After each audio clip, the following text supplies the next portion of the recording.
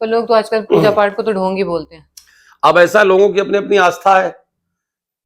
भगवान कह देते हैं कि तुम स्वतंत्र हो, तुम्हें जो करना हो करना। लेकिन एक बात है, जो विद्यार्थी साल भर पढ़ता है और जब परीक्षा होती है तो जब सही नंबर सही उत्तर दे के आता है ना, तो परीक्षा का परिणाम सिर्फ 1 घंटा 2 घंटा में आ जाता है। क्या सही है क्या गलत है जांचने वाला जांच देगा। अब जो ढोंग कह रहे हैं उन्हें ढोंग समझ में आएगा, जिन्हें ये तो परमात्मा के हाथ में है। बाद में कर्म प्रधान विश्व चिराका और जो जस करे सो तस फल चाखा। भगवान ने स्पष्ट कह दिया है कि ना मैं कुछ करता हूं।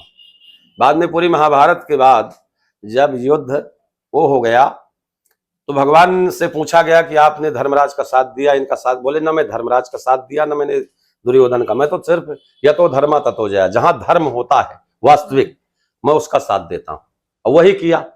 अब देखो आप कर्ण सूर का बेटा है, सूर का बेटा होते हुए भी अपने आप को भगवान के समझाने पर भी अपने आप को नहीं समझ पाया, और अंत समय जब मरने लगा तो भगवान से प्रश्न और पूछ लिया, यही वाला जैसे आपने किया ना कि लोग बाग जो कहते हैं कि ढोंग है। तो कर्ण ने भगवान से पूछा कि आपने क्या अच्छा कराया कि मेरा पहिया फंस गया और मुझे आपने बाण जो मेरे ऊपर बाणों से प्रहार करवा दिया।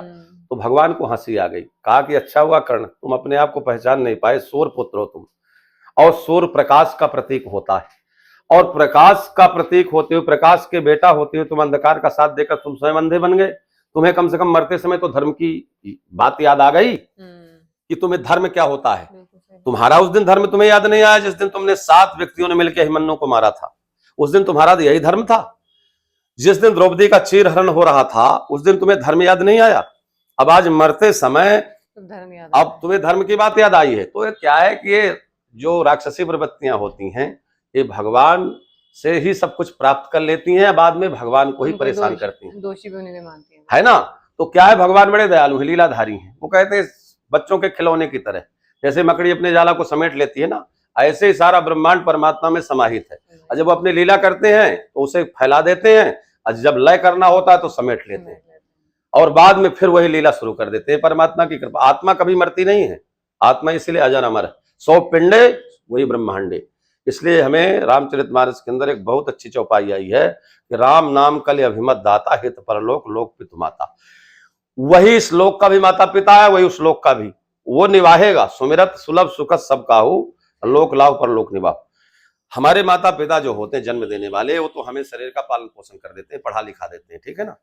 लेकिन वो ऐसा माता पिता है वो यहाँ भी संभालेगा वहां भी संभालेगा। वो सर्वोच्च सबका सर्वोपरि है। हाँ सर्वोपरि है।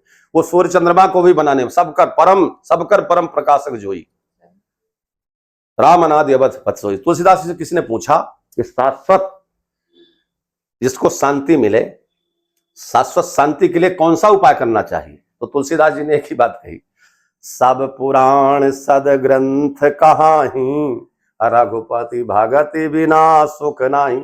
यदि सुख प्राप्त करना है तो सारे पुराण सबका मत, सबकर मत खगनायक यह करिए राम पद पंकज ने। बोले मेरा मत कोई नहीं, सबका मत है, सारे पुराणों का मत है। तो सारे पुराणों को पढ़ने के बाद सिर्फ मात्र एक परमात्मा का नाम ही सार में आया है।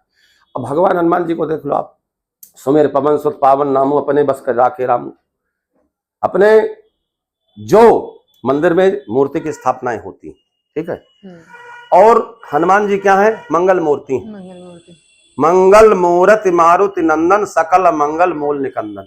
इन्हें मंगल मूर्ति कहा है। भगवान श्री राम को जानते हैं क्या कहा, मंगल भावन अमंगल हारी अद्रवहु सुदशरथ अजिर बिहारी। तो मंगल के भवन है।